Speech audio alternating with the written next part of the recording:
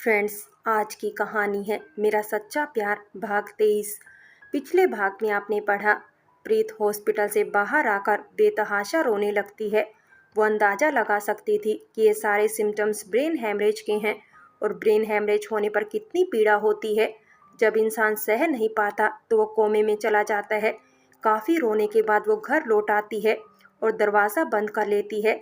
फिर विकास की फ़ोटो लेकर बेतहाशा चूमते हुए रोने और माफ़ी मांगने लगती है। अब उसे पूरा यकीन था उसका विकास जीवित है और वो ज़रूर आएगा। शायद अभी कोमे में होने की वजह से लौट नहीं पाया। अब विकास को ढूंढने का इरादा उसका और पक्का हो जाता है। अब आगे। इधर विकास मशीनों से आज़ाद होकर चुपचाप बेड पर बैठकर सोचता रहता है। तब तक सुनील आकर कहता है, सुनील, ओ हेलो मिस्टर विकास, एसीपी विकास अग्रवाल, चलो घर चलो अब। विकास, नहीं सुनील, अभी नहीं। सुनील, अरे भाई मेरे घर चल, माना कि कोई नहीं है पर तू रह जाना। विकास मुस्कुराने लगता है और दोनों सुनील के घर के लिए निकल जाते हैं। दोनों घर जाकर चेंज करते हैं। सुनील खाना बनाने चला जाता है।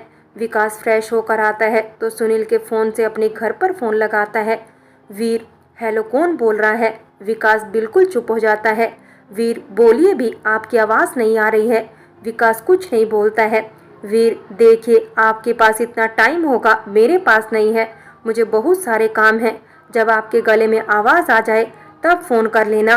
वीर फ़ोन रखकर चला जाता है। विकास मोबाइल को अपने सीने से लगाकर, कितना गंभीर हो गया मेरा बच्चा, इतनी गंभीर बातें, इतनी गहरी आवाज़, कहाँ खो गई हमारे बेटे की आवाज़ की खनक। खुद से ही मुझे बात करनी है अब मेरे बेटे से। फिर से फ़ोन करता है तो प्रीत वहीं से गुजरती है तो वो फ़ोन उठा लेती है। प्रीत, हेलो। विकास प्रीत की आवाज़ सुनकर तो उसकी आंखों से आंसुओं की नदियाँ बहने लगती है। प्रीत, हेलो, अरे कुछ बोलिए तो सही, आपकी आवाज़ नहीं आ रही है, कौन बोल रहा है? विकास एकदम शांत रहकर आंखें बंद करके प्रीत की आवाज़ को महसूस करता है। प्रीत को सांसों की आवाज़ आती है तो कुछ सोचकर उसकी आंखों से भी आंसू आने लगते हैं। दिल की धड़कन बढ़ जाती है। प्रीत, मिस्टर अग्रवाल आप ही है ना? आप ही बोल रहे हैं ना? खुदा के वास्ते कुछ तो बोलिए। विकास तुरंत फ़ोन कट कर देता है। प्रीत फिर से कॉल करती है और खुद से ही बोलती है, ये आप ही थे मिस्टर अग्रवाल, मुझे पता है, मैं फील कर सकती हूँ, ये आप ही थे। विकास फ़ोन ले जाकर सुनील को देकर कहता है, बात कर, पता ना चले कि मैंने की थी, प्लीज़ संभाल लेना, और चला जाता है। उधर से कॉल आने पर, प्रीत, हेलो मिस्टर अग्रवाल, मुझे पता है ये आप ही हैं, कुछ तो बोलिए। सुनील की आंख भर आती है। वो मन में सोचता है, मतलब भाभी सच में तेरी मौजूदगी को महसूस कर लेती है। क्या मेरी बीवी भी ऐसी होगी? ज़रूर होगी, क्यों नहीं होगी, आखिर है तो तेरे ही परिवार से ना।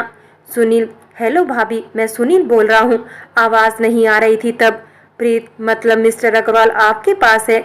सुनील, नहीं भाभी। प्रीत, देखिए प्लीज़ आप झूठ मत बोलिए, इतने दिनों में मैंने उनकी मौजूदगी पहली बार महसूस की है। वो ज़रूर आपसे पहले वही फ़ोन पर थे। सुनील, भाभी आप उनका इंतज़ार करती है ना, शायद इसलिए आपको महसूस हुआ हो। मम्मी से बात करनी थी मुझे। प्रीत, अच्छा मैं अभी बुलाती हूँ। माँ, सुनील बाबू का फ़ोन आया है। मीना जी, हेलो दामाद जी, और बताइए कैसे हैं? सुनील, मैं ठीक हूँ माँ, आप बताइए कैसी हैं? मीना जी, मैं भी ठीक हूँ। मैं सोच रही थी इस बार कोमल के आते ही आप दोनों की सगाई कर देते हैं, फिर अगली बार आएगी तो शादी भी करवा देंगे। प्रीत को यकीन था तो हम भी विकास का इंतज़ार करते थे, लेकिन अब लगता है मेरा बेटा नहीं आएगा। लेकिन यकीन तो मुझे भी है कि मेरा बेटा जिंदा है।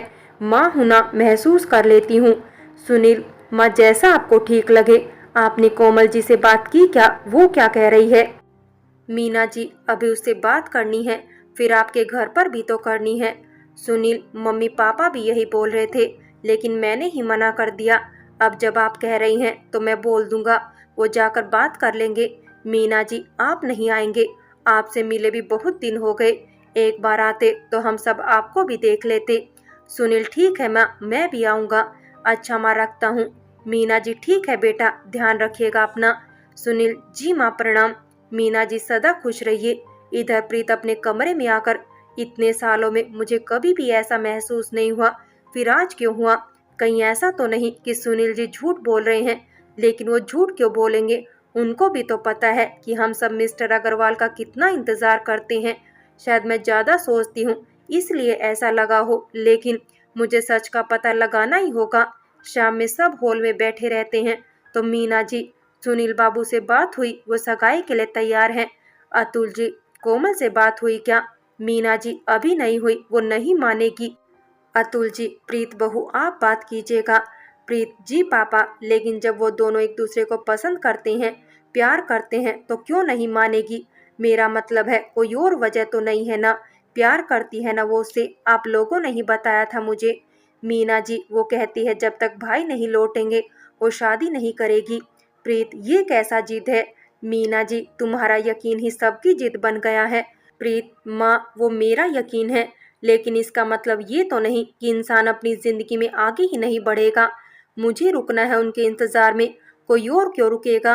प्रिंस, तुम भी क्यों रुकोगी? आगे बढ़ो ना। तुमने वीर को देखा है, बच्चा है बेचारा, और जिम्मेदारी देखी है तुमने कैसे निभाता है वो। कहता है 6 महीने हो गए, तुमने उससे ठीक से बात भी नहीं की है।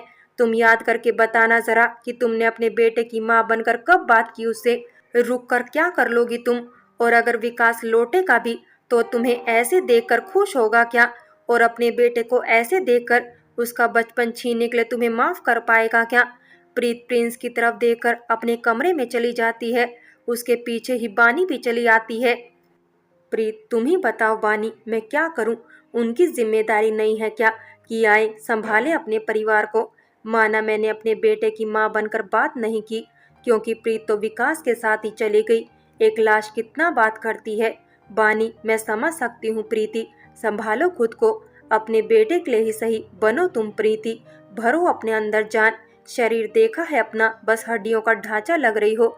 अगर तुम ऐसा सोच रही हो खाना पीना छोड़कर दुनिया से चली जाओगी, तो सुनो, सुकून से नहीं जा पाओगी दुनिया से।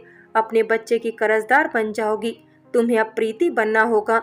विकास लौटे भी तो तुम्हें प्रीत की तरह ही देखकर खुश होगा। माना कि तुम टूट चुकी हो, और उससे ज्यादा नहीं टूटी हो। जब तुम सब कुछ छोड़कर गई थी, तब तो तुम्हें ये भी पता था कि विकास प्यार करता है या नफरत। अब तो तुम जानती हो कि वो तुमसे कितना प्यार करता है, शायद बेपनाह प्यार। हंसो ताकि तुम्हें देखकर सब भी हंसे, चाहे वो दिखावा ही क्यों ना हो। खुश रहो, जिसे देखकर सब शायद खुश हो सके, चाहे वो झूठी ही खुशी क्यों ना हो। वीर को संभालो प्रीति, ऐसा ना हो वो अपनी जिम्मेदारियां निभाते निभाते, मजबूत बनते बनते पत्थर दिल बन जाए। अपने बेटे के लिए ही सही बदलो खुद को, क्योंकि अगर तुम आगे नहीं बढ़ोगी तो कोई भी आगे नहीं बढ़ पाएगा। क्योंकि सबका जन्म से नाता है, तुमसे तो बाद में बना है। तो तुम रुक गई हो तो उस माँ से कैसे उम्मीद कर सकती हो, जिसने अपने खून से उसके शरीर का कतरा कतरा सींचा है? उस बाप से कैसे उम्मीद कर सकती हो, जिसने अपना कंधा तोड़ा? उस बहन से कैसे उम्मीद कर सकती हो, जिसने अपने पूरे बचपन में उसे गोद में बिठाया? अंकल आंटी, कोमल अमीशा दी, यहाँ तक कि वे भी रुक गई हैं। छोड़ दो बेकार की जिद, अपने परिवार के लिए ही सही अब आगे बढ़ो। सजाओ अपने चेहरे पर वही मोहिनी मुस्कान, दो अपने बेटे को वही वाला प्यार, लाओ अपनी आवाज में वही मिठास। अब तो मौका भी मिला है, उठाओ अब जिम्मेदारी अपने परिवार की बहू होने की भी। सब नहीं जानते, मैं जानती हूँ। एक बेटे की सारी जिम्मेदारी तुमने उठा ली है, लेकिन एक बहू की जिम्मेदारी का क्या? अब दोनों जिम्मेदारी तुमको ही निभानी है। तो अब शुरुआत करो कोमल को मनाने से। प्रीत मुस्कुराकर, शायद तुम सही कह रही हो बानी। एक बेटे की जिम्मेदारी उठाते उठाते मैं एक बहू और एक माँ की जिम्मेदारी भूल गई थी। थैंक्स यार, अब भले ही मैं कितनी भी टूटी क्यों ना रहूं, कोई भी महसूस नहीं कर पाएगा। मैं बनूंगी वही प्रीति विकास अग्रवाल। बानी आंख मटका कर कहती है। तब कोमल को फोन करो। प्रीत हंसकर, अभी लगाती हूँ। बानी स्पीकर पर करना। प्रीत कोमल को फोन करती है। कोमल, हेलो। प्रीत, क्या कर रही हो मेरी नंदरानी? कोमल, कुछ नहीं भाभी, बस लेटी थी, अभी कॉलेज से आई हूँ। प्रीत, अच्छा जी, तो सुनील जी को याद किया जा रहा है। लेट कर कोमल, भाभी क्या बोल रहे हो आप? कुछ नशा कर लिया है क्या आपने?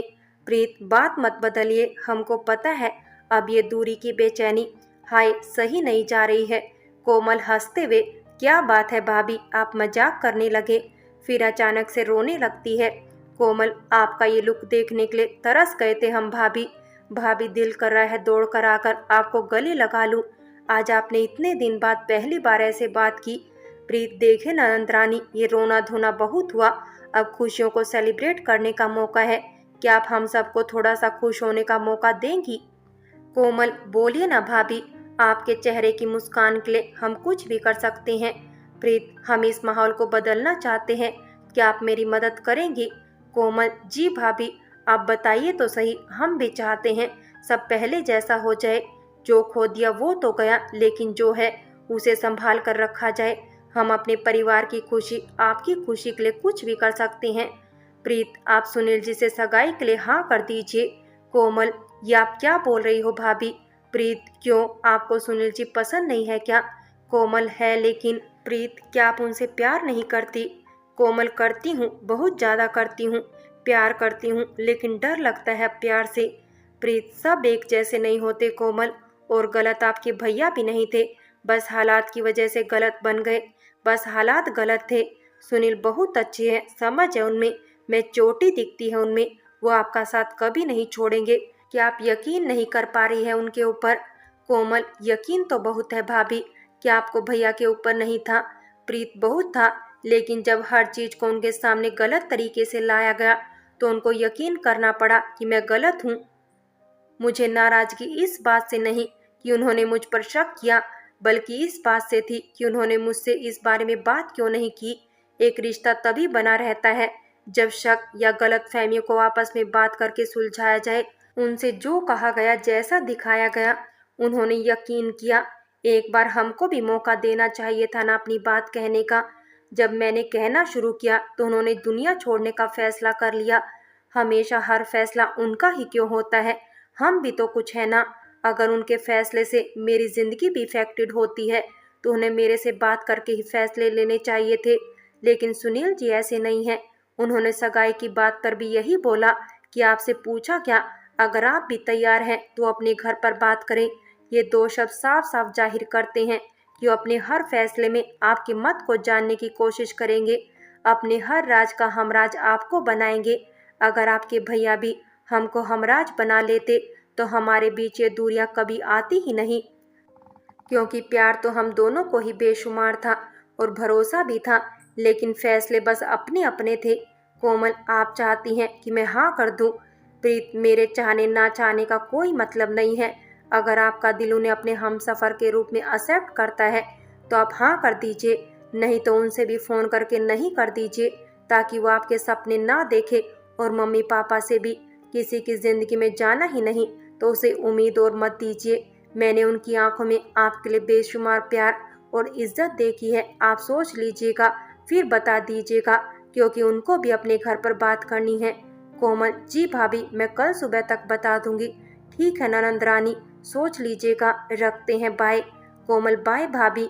बानी, सब कितना उलझ गया है, तुम्हारा रिश्ता क्या उलझ गया, सबको प्यार शब्द से डर लगने लगा है। प्रीत, हाँ, क्योंकि हमारी लव मैरिज थी ना, 11 साल का प्यार था जो शादी के बाद मुकम्मल होना था। शादी भी हुई, मुकम्मल होते होते नहीं हुई। चंद लोगों की नफरत ने हम दोनों को दूर करवा दिया। छोड़ो अब इन सब बातों को, अब हम अपने बेटे से मिलते हैं। कहाँ है वो? बानी, होगा कहाँ, बैठा होगा बाहर लॉन में अकेले झूले पर, सोच रहा होगा कुछ। प्लीज चलो चलते हैं।